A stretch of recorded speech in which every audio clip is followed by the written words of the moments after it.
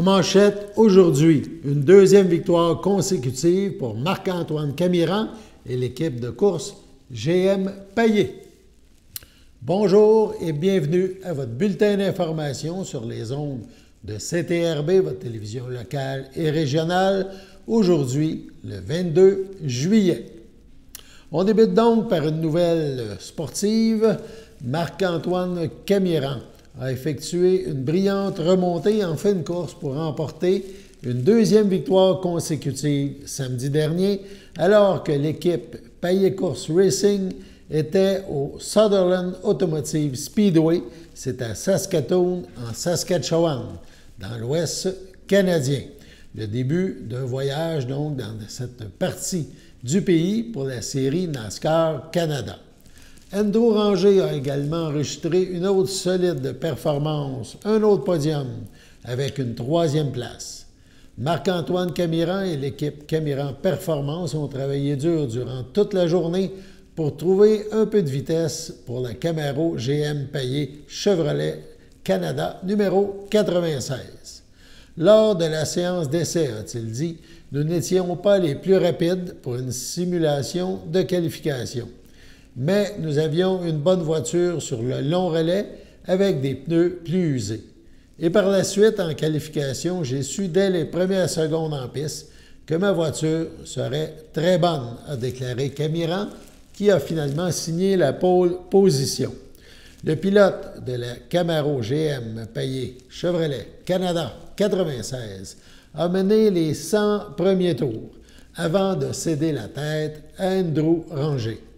Après la pause à mi-course, Camiran a été relégué à la troisième place, mais avec environ 80 tours à faire dans l'épreuve de 250 tours, il a commencé à rattraper les meneurs. Après la pause, j'ai perdu du terrain, a-t-il dit, mais ma voiture s'est améliorée par la suite sur le long relais, a déclaré Marc-Antoine Camiran. Un drapeau jaune est arrivé au bon moment afin de réduire l'écart avec les meneurs. Après la relance, Camiran est parvenu à doubler Ranger pour la deuxième place, et ce, au 193e tour. 193e tour, voilà. Lors de cette bataille avec Ranger, le leader avait creusé l'écart, mais Camiran a réussi à le rattraper par la suite. Je savais que j'étais plus rapide, a-t-il ajouté, et j'ai poussé fort pour réduire l'écart. J'ai donné tout ce que j'avais et nous avons eu une belle bataille pour la tête. C'est une énorme victoire pour nous. Nous nous sommes battus très dur toute la journée pour l'obtenir. Ce succès est le résultat d'un incroyable effort d'équipe. Maintenant, nous augmentons notre avance au championnat et nous nous dirigeons vers Edmonton, où nous avons remporté 2 courses consécutives au cours des 2 dernières années, a conclu Camiran. Andrew Ranger a également connu une autre bonne course pour lancer le voyage annuel de la série NASCAR Canada dans l'Ouest. Troisième de la séance d'essai et en qualification, Ranger a montré dès le début de la course qu'il disposait d'une voiture très rapide. Le pilote de la Camaro GM Payet Chevrolet Canada numéro 27 a dicté un rythme soutenu et a pris la tête au 100e tour. Ma voiture a été très bonne toute la journée et nous visions la victoire ici à Saskatoon. Malheureusement, après la pause de mi-course, je n'ai pas pu maintenir mon rythme. Ranger a chuté en deuxième place au 184e tour après une relance, puis a été dépassé par Camiran au 193e. Notre voiture GM Payet Chevrolet Canada était rapide, mais nous avons perdu un peu de terrain sur le long relais avec notre deuxième train de pneus. Je suis malgré tout très content de cet autre podium pour Payet Course Racing, a conclu Andrew Ranger. Camiran mène le championnat des pilotes de la série NASCAR Canada par 7 points sur Ranger, lui qui occupe le deuxième rang. Les 2 pilotes de Payet Course Racing se dirigent donc maintenant vers Edmonton ou en Alberta, où samedi prochain, ça sera la conclusion du voyage dans l'Ouest canadien pour les pilotes de la série NASCAR Canada. La ministre des Affaires municipales et ministre responsable de la région du Saguenay-Lac-Saint-Jean, on parle d'André Laforêt, et le ministre de la Sécurité publique et ministre responsable de la région de l'Estrie, François Bonnardel, profitent de la Semaine nationale de prévention de la noyade pour rappeler l'importance de sécuriser les installations de baignade et de faire preuve de vigilance lors d'activités aquatiques ou près des plans d'eau. Effectivement, ces précautions sont nécessaires afin de protéger la vie des citoyennes et des citoyens, particulièrement les jeunes enfants.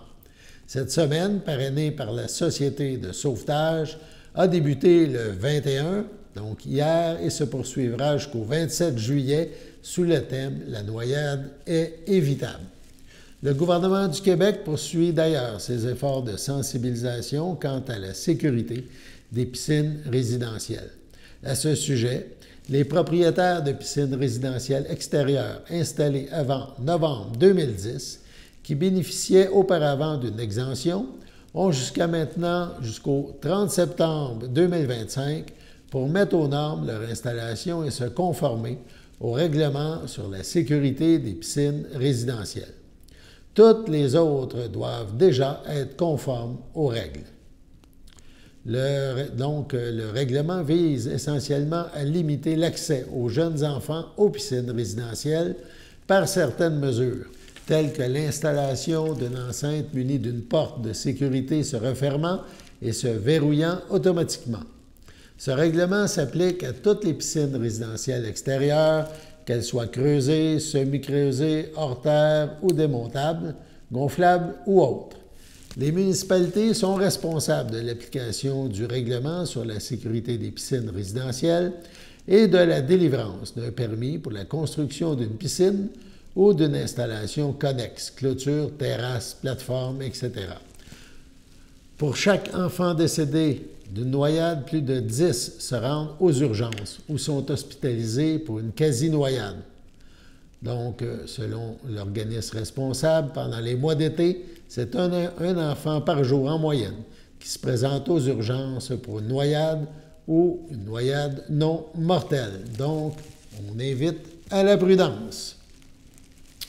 Jeudi prochain, la Chapelle des Cuthberts à Berthierville présentera Sylvie Saint-Pierre. Elle sera en vedette dans le cadre des 5 à 7 sous le Cénacle. On rappelle chaque jeudi, les mois de juillet et du mois d'août. Donc, il y a des spectacles gratuits sous le Cénacle sur le site de la Chapelle des Cuthberts.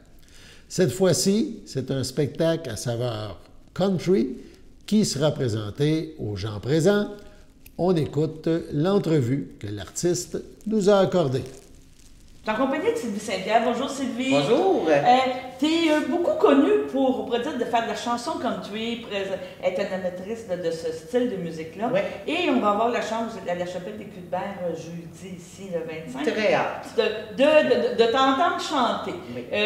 Quand on a fait l'invitation pour t'offrir de venir chanter, qu'est-ce que tu as fait comme effet de dire je m'en vais dans un lieu patrimonial? C'est pas un lieu normal, je ne vais pas dire normal, mais plus différent. Oui.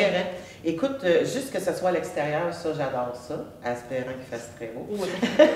Mais oui, ça m'a touchée parce que, écoute, c'est une belle endroit Cénacle, là, comme vous appelez. C'est super beau, tout ça. Puis, en plus, oui, c'est vrai, c'est une place que les gens... Moi, peut-être qu'il y a des gens qui vont venir me voir qui ne connaissent pas la Chapelle des Cuthberts. C'est à découvrir. Exactement. Surtout que j'ai lu un certain roman qui parlait de ça, la famille Cuthbert, tout ça. Fait qu'on dirait que ça me met plus dans l'ambiance. Effectivement. Qu'est-ce qui t'a amené à faire de la musique country? Parce que ça fait plusieurs années que tu fais ça. Oui. Aujourd'hui, je ne t'ai pas dit que c'était la mode, c'est reconnu, mais au début, tu étais vraiment hors champ. Tu étais vraiment... Ouais. Écoute, moi, je te dirais, c'est mon papa.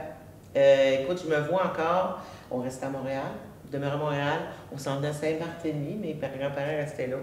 Puis tout le long, il mettait sa cassette de country, que ça soit du Johnny Cash, que ça soit du...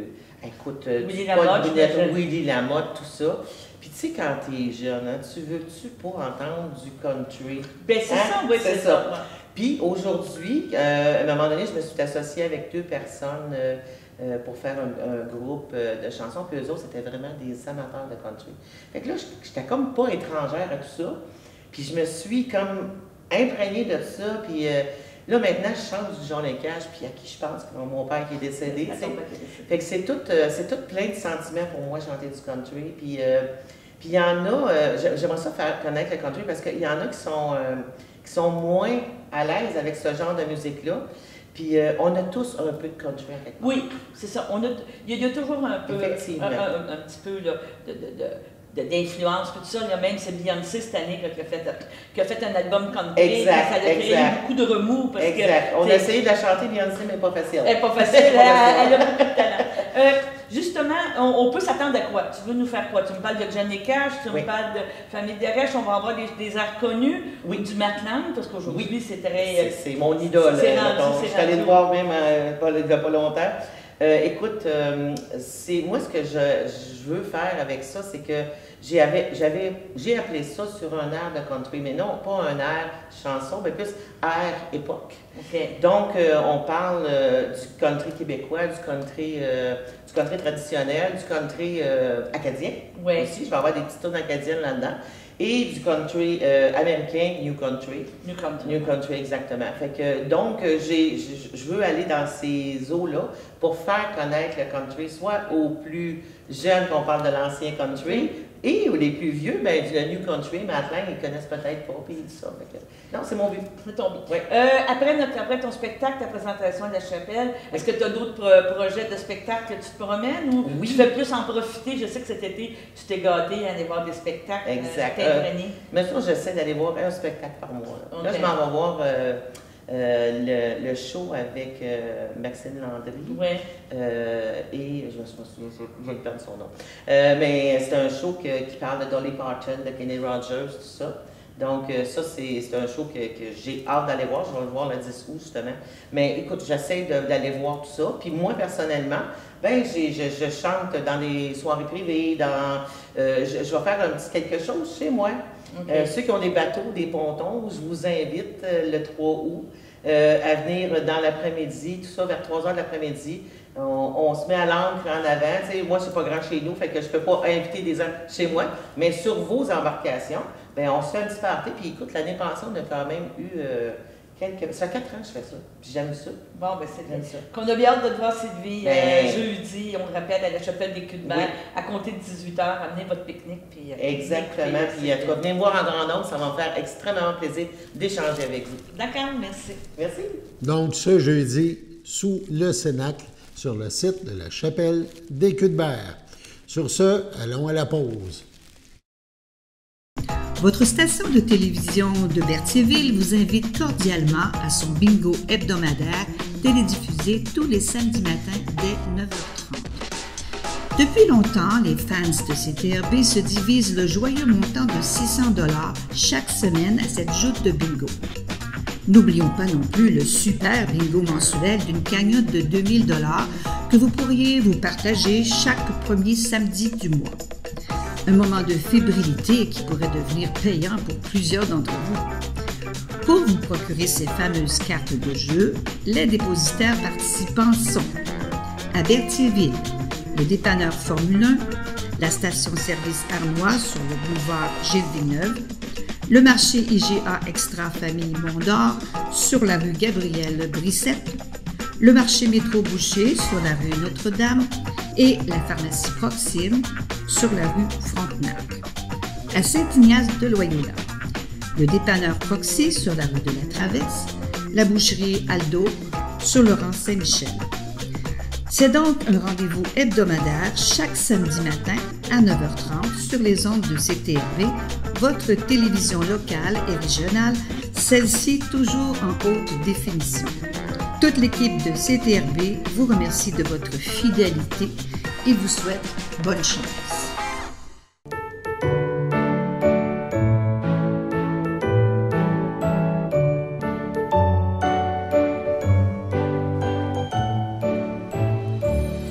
Voici donc les anniversaires du 22 juillet.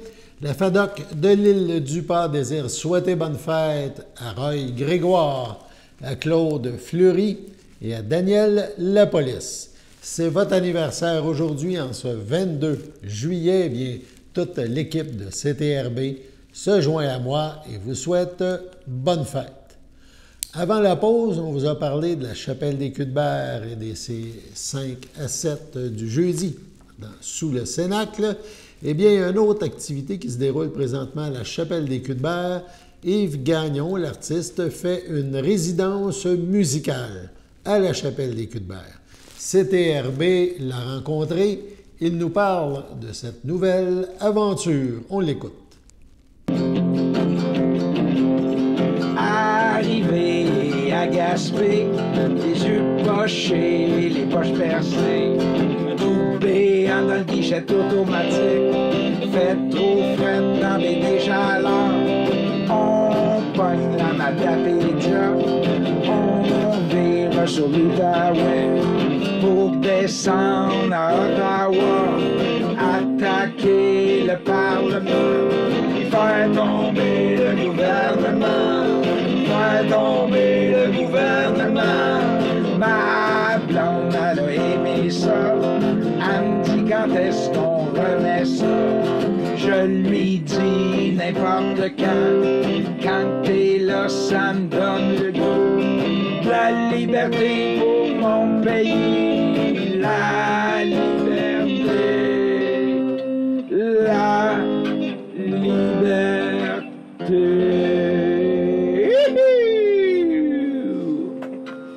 Voilà, merci, public en délire. Bonjour Yves, ça va bien? Oui, ça va bien, Daniel. Oui. Ça va très bien. On est à notre première journée de résidence à la chapelle des Cuthberts. Ça se passe bien? Ça se passe admirablement. On a une température divine. Il y a un petit vent frais. Marc-Antoine Sauvé est en feu. Bon. Et puis, on fait des choses absolument fabuleuses. Il y a de l'inspiration ici. C'est Cénacle ou je sais pas trop quoi, là, mais... Oui, c'est ça. C'est la chapelle, le lieu et tout ça, la nature. Oui, c'est le lieu saint, je crois, OK. qui fait en sorte qu'on devient mystique. OK. Donc, tu es sorti de tes jardins puis tu es venu ici à Berthier. C'est une nouvelle aventure pour toi. Ben, c'est une nouvelle aventure, une résidence de création. J'ai jamais participé à ça de ma vie. Et grâce à une contribution financière de la MRC d'Autrey, on peut se permettre cette résidence de création pour toute la semaine. Alors, je suis avec Marc-Antoine pendant 2 jours, lundi et mardi. Et ensuite, Ève Monpetit, qui chante admirablement et qui joue du saxophone, se joint à nous. Puis on présente un spectacle jeudi soir au Café Coop Balmaski à Saint-Gabriel à 19h. Et ici, vendredi soir, à la chapelle des Cuthberts, on risque, s'il fait beau, d'être ici même dans le Cénacle. À 19h aussi. Les 3, on va présenter tout le fruit de notre travail de la semaine. Parce que c'est des nouvelles pièces que tu fais, là. Tu as déjà présenté Vers de terre, on a déjà eu à la chapelle. Mais là, c'est vraiment une nouvelle mouture, c'est version 2. Qu'est-ce qu'on peut s'attendre? C'est une nouvelle mouture. Il va y avoir quelques pièces qu'on a déjà faites parce que c'est des incontournables, mais on les réarrange un tout petit peu. Puis il y a plein de nouveaux matériels. C'est là-dessus qu'on travaille d'ailleurs cette semaine, pendant notre création. On est en train de revoir complètement la mise en scène, le pacing, puis on est en train de réarranger les pièces. Donc, on invite les gens à venir te voir, à venir vous visiter les gens entre 10h et 4h. C'est bien ça? Bien, on est en résidence, donc les gens peuvent venir nous voir travailler. C'est intéressant de voir des artistes en créativité. Donc, lundi, aujourd'hui, jusqu'à 16h. Mardi, de 10h à 16h. Mercredi, de 10h à 16h. Jeudi, on va être au Café Coop Balmaski à partir de midi. Donc, la résidence va être l'après-midi. Puis le soir, on fait le spectacle à 19h. Et on revient pour une dernière journée ici au Cénacle en après-midi. On va arriver à midi vendredi. On va travailler 4 heures en résidence. Et le soir, on présente notre spectacle final à 19h. Bon, ben c'est bien que c'est une invitation à tous. Je te remercie, Yves. Bien, ça fait plaisir. Puis Marc-Antoine, qui est mon collègue et qui m'accompagne depuis très longtemps dans cette aventure-là, bien, c'est un multi-instrumentiste qui joue des guitares, de la basse, de la mandoline, de la percussion. Il chante, il joue de l'harmonica. Et quoi d'autre, Marc-Antoine? Du pied? Tu joues du pied? Tambourine? Tambourine de pied? Ouais. Bon, ben, merci Yves, je te remercie. Ben, Bye ça bye. fait plaisir, Daniel. Merci. Une autre occasion d'aller faire un petit détour par le site très beau de la Chapelle des Culs-de-Berre. La maison Rosalie Cadron, cette fois c'est à Lavaltrie, est heureuse de présenter la 6e édition du festival Fou du Fil. Ça sera au mois d'août, du 23 et 24 août. Donc, cet événement invite les amateurs et curieux des savoir-faire ancestraux à venir participer aux ateliers, aux démonstrations d'artisans, experts culturels du monde du fil. En résumé, vendredi 23 août, de petits ateliers libres seront présentés pour donner un avant-goût de tout ce qui vous attendra pour le reste de la fin de semaine. Le samedi 24 août est une journée remplie d'ateliers de démonstration, comme la frivolité, le crochet, le filage et plus encore. Entre autres, il y aura une démonstration et un atelier présenté par l'artiste et dentelière Véronique Loupe. Et le dimanche 25 août, il y aura démonstration de teinture végétale par Céline Desjardins, une démonstration de filage par Marcelo Ribiero, un atelier de feutre à l'aiguille avec Evelyne Ménard, de même qu'un rassemblement, des ateliers, des démonstrations ainsi qu'un bazar de fléchés. Mais encore une démonstration et une dégustation du four à pain sur le site de la maison Rosalie Cadron. Donc, four à pain traditionnel font aussi partie de ce rendez-vous à ne pas manquer. Donc, si vous êtes déjà connaisseur de l'un de ces savoir-faire, vous êtes invité à apporter votre projet, votre chaise et à venir discuter avec les artisans pendant qu'ils sont en démonstration. À souligner, l'accès au site est gratuit. Cependant, seules les visites guidées de la maison Rosalie Cadron ainsi que les ateliers, où l'inscription est requise, sont payants. L'horaire des ateliers et la programmation complète du Festival Fou du Fil se retrouvent sur le site web de la maison Rosalie Cadron. Pour plus d'informations ou pour s'y rendre, la maison Rosalie Cadron est située au 1997 sur la rue Notre-Dame à Lavaltrie. Dans le cadre de sa stratégie d'accueil régionale 2023-2030, Tourisme Lanaudière franchit une nouvelle étape vers une expérience innovante et dynamique avec le déploiement de nouvelles bornes d'information touristique numérique dans des lieux soigneusement sélectionnés. À l'image du relais d'information touristique situé dans l'aire de service Point du Jour, c'est à Lavaltrie, inauguré en septembre 2022, cette initiative vise notamment à agrémenter le parcours client en répondant à ses besoins personnalisés en temps réel.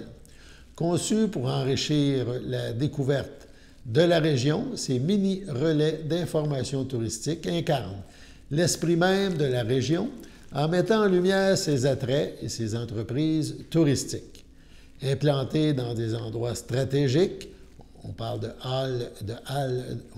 halles d'accueil, voilà, d'un établissement hôtelier, d'un musée, d'une salle de spectacle ou le chalet d'accueil d'une attraction.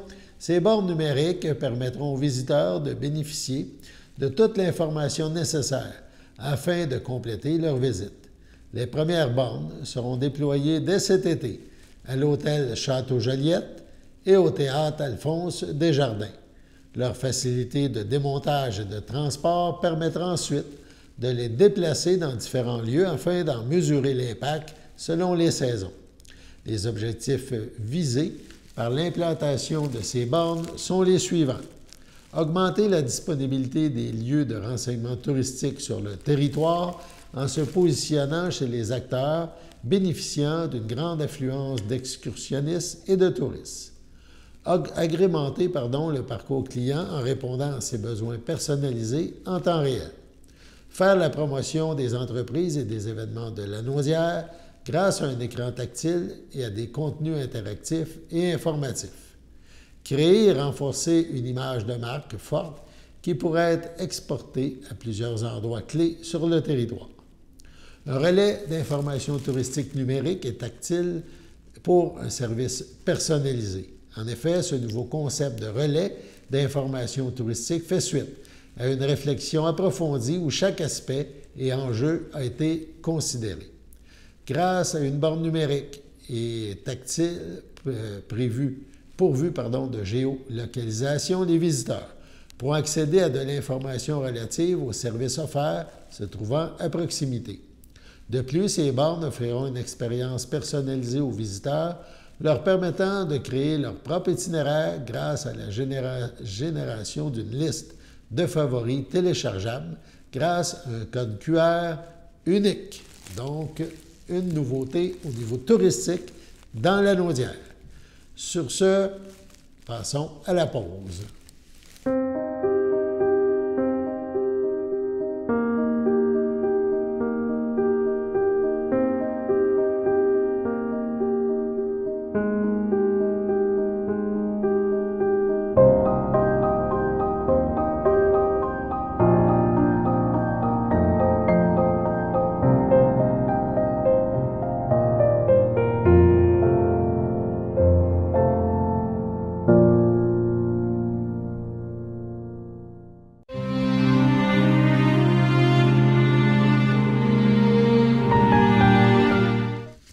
À Saint-Jean-de-Mata, le 16 juillet, à 87 ans, est décédé M. Jean-Guy Loyer, époux de Ghislaine Aymon, demeurant Saint-Cuthbert, natif de Saint-Béatrix. Il laisse dans le deuil, outre son épouse, ses enfants, Ginette Loyer, feu Sylvain Lambert, Benoît Loyer, José Lamontagne, Richard Loyer, José Beauparlant. Ses petits-enfants, Jessie, Mathieu, Amélie, Valérie, Ariane, Benjamin et Karina. Ses arrière-petits-enfants, Cathy, Zia, Thomas, Laïla, Morgan, Alice, Léa Rose, Jasmine, Charlie et Rosemary. Ses belles-sœurs et son beau-frère, Fabiola Delorme, feu Charles-Édouard Loyer, Denis Fortier, feu Bérangère Aymon, ainsi que plusieurs neveux, nièces, autres parents et amis. La famille vous accueillera jeudi, le 1er août 2024, de 19h à 21h. Et vendredi, le 2 août, dès 10h, au complexe funéraire Thériault, situé au 741 rue Notre-Dame à Berthierville. Suivra une cérémonie en la chapelle du complexe à 14h30. Sur ce, passons à la météo.